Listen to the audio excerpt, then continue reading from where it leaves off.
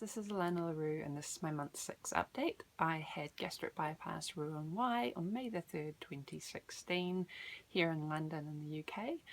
My surgeon was Dr. Guy Slater and it was through the Streamline surgical group with the assistance of my Vitality health insurance. It is 6 months, which is bonkers. I remember sort of straight after the surgery sitting there and thinking, man, what's it going to be like when I'm 6 months out, or I wish I could just jump ahead to that point. And I'm here, and it's weird. It's crazy how quickly it goes, and I know lots of people say that, but it's true. The last 6 months has just disappeared so quickly. So if you are just starting out or you've just had your op, just realise it will just fly by, and things will be really, really different, and things will be exactly the same. So it's a really weird journey. That's what I find myself saying all the time now. This is a very weird journey and a weird thing to go through. But I'll get more onto that in a second. I'll start with my stats. So I started the year at a high weight of 132 kilos or 291 pounds or 20 stone 11. My surgery was, as I said, on the 3rd of May, and my surgery weight was 125.5 kilos. When I came to you last, I think I was at about 94.8 kilos or 209 pounds or 14 stone 13. For my month 6 I was 93 kilos, 205 pounds or 14 stone 9. So that was on the 3rd of November, so I think that was Thursday last week. And then as of this morning I am 91.7 kilos, 202.2 pounds or 14 stone 6. So for the 6 months to the 3rd of November, I lost 39 kilos or 86 pounds or 6 stone 2 pounds since my highest weight, which is a little bit surreal. It doesn't feel very real.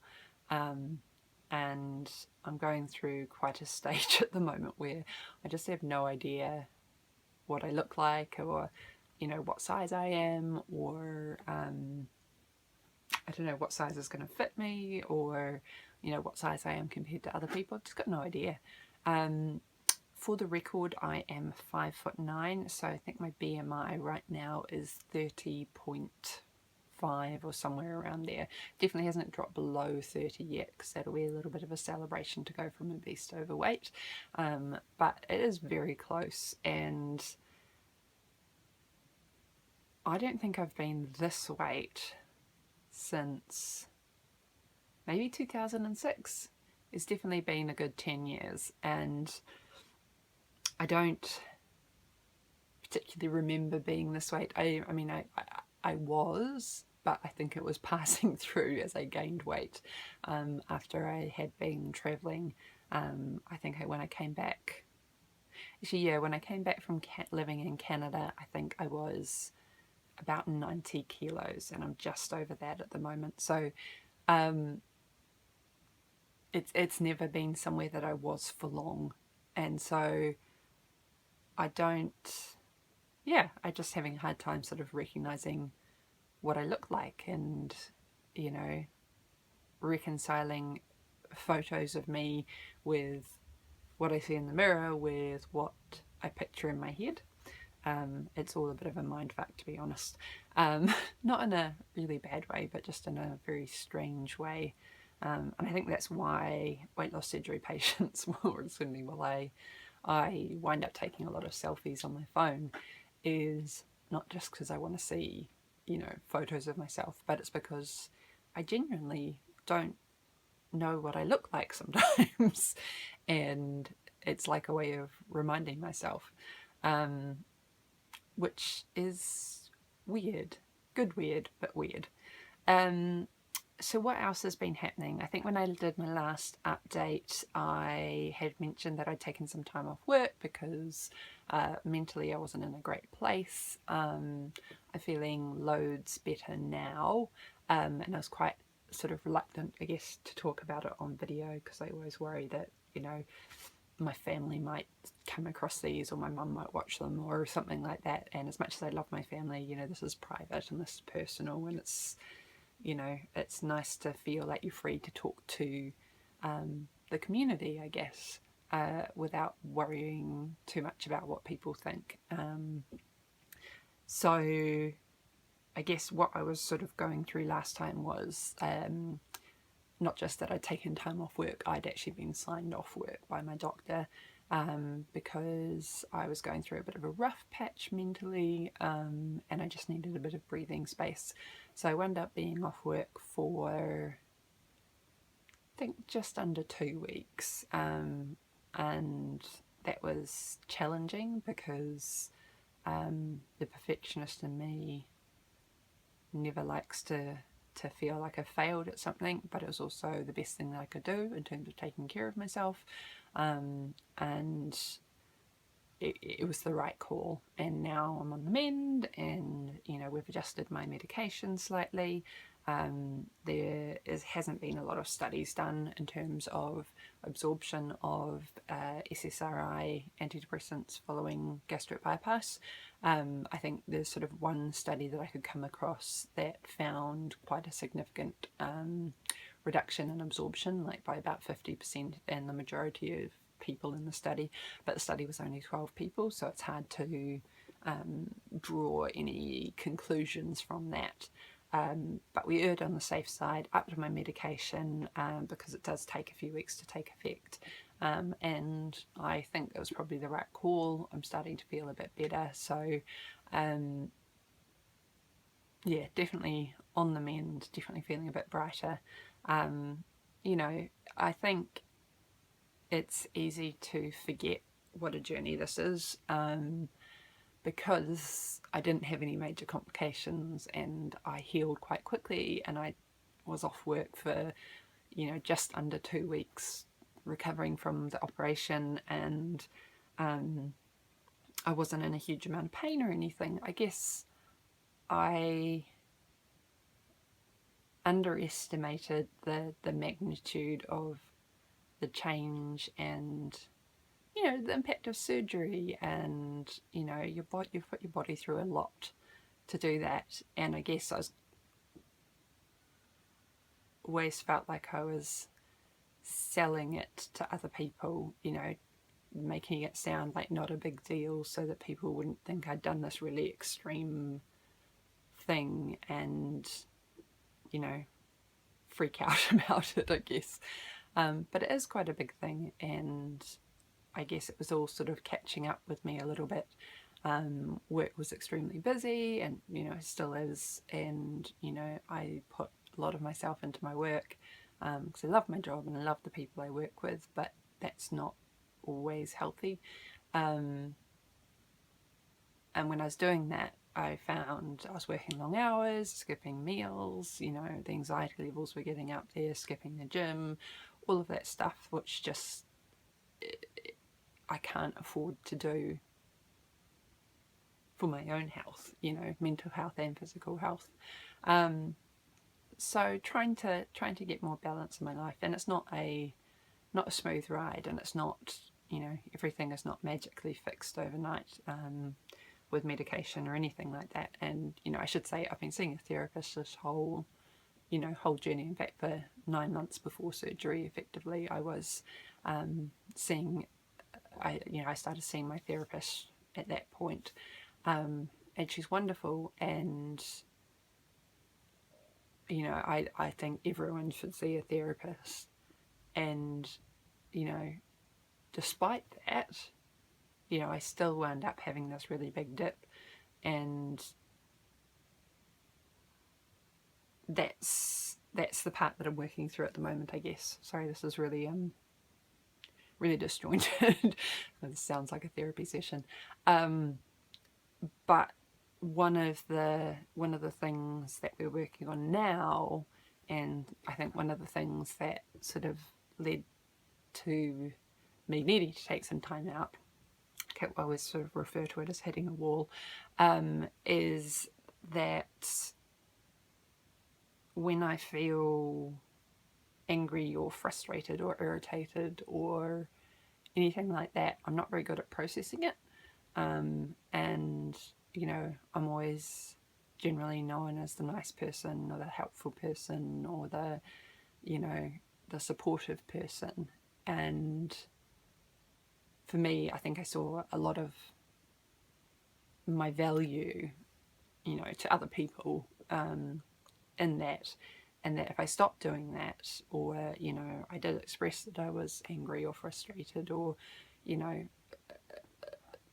annoyed or anything like that, that took away from the value that I added to any situation. Sorry to get deep on you.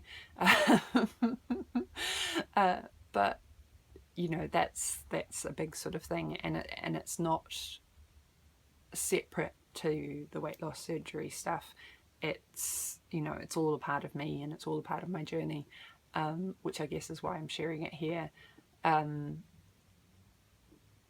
But the anger thing and the hurt and the frustration and the irritation and being able to express that is sort of where the area that we're working on at the moment in therapy. And I think bigger picture, it is where I need to be focusing, because, you know, this weekend I had a real blip food wise. You know, I had a really nice dinner out on Friday night with a couple of weight loss surgery friends, Hey Rada Create and Modbod, which was lovely. And, you know, we were able to talk about things and, you know, share similar stories and frustrations, etc., which is good.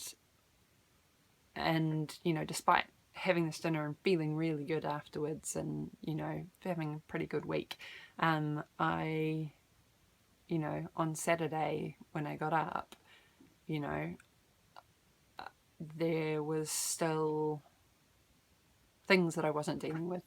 And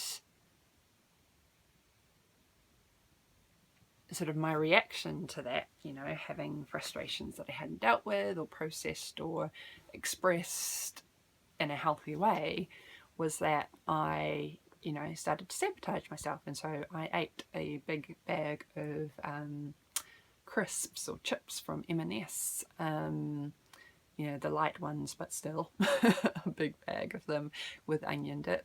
And then yesterday I had, I used Deliveroo, so, you know, like food delivery thing, and got a burger, a veggie burger with goat's cheese and some chips, and I ate a Toblerone and, you know, all of the stuff that made me feel really ill, really ill. I didn't throw up, but I think that's because I just literally can't throw up now.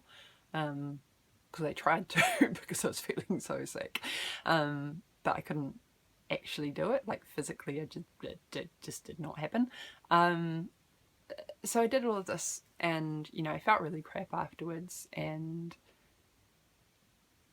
it sort of comes from a place of testing the boundaries of the bypass, and, you know, trying to understand if it would stop me or not, just to know, I guess, where that boundary was, and the answer is no, it does not stop me. But also because there's an element of, I don't know, someone else has probably got much better words to explain it, but when you're grumpy and frustrated and angry and you feel like you deserve it and who cares, you know, none of it matters anyway, that leads to, you know, effectively, even though it came to less than 1,800 calories each day, you know, effectively the way in which I was eating was like a binge, because that's the emotion behind it. Even if physically I can't eat as much as before, emotionally you know, it's the same driver behind it. So that's not to get super deep, and I don't even know if I'll wind up posting this, but that's sort of where my brain's been at for the last wee while, and that's what I'm working on, because it's 6 months now, and you know, I think it would be easy to fall back into bad habits at 6 months, because it feels like 2/3 of the way through the weight loss journey, you know, everything sort of fits better, and you know, I'm wearing a size 16 UK, which is fantastic, and you know, I'm like this close to being able to shop on the high street. The size 16 I can fit into is an M&S size 16, not quite an H&M size 16, but you know, it's close. And there's a part of me that's really scared of going backwards from that, you know, because the big hurdle's over, I guess.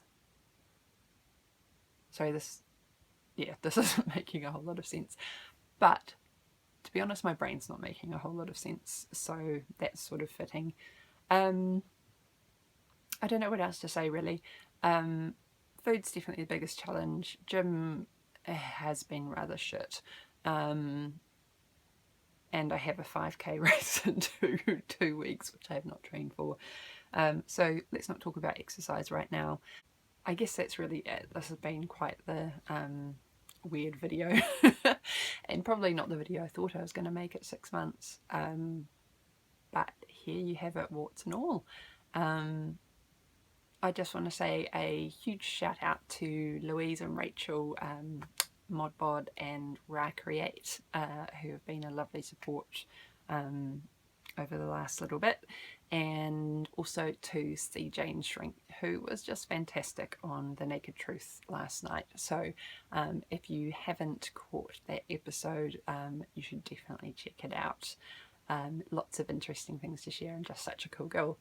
That's it, guys. Hopefully won't leave quite such a break between videos next time, but let's see how we go. I'll leave you with a whole bunch of progress photos now.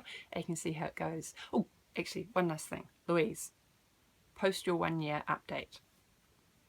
You know what I'm talking about. You need to do it. We all want to see it. That's it. All right, guys. Have a great one. Bye.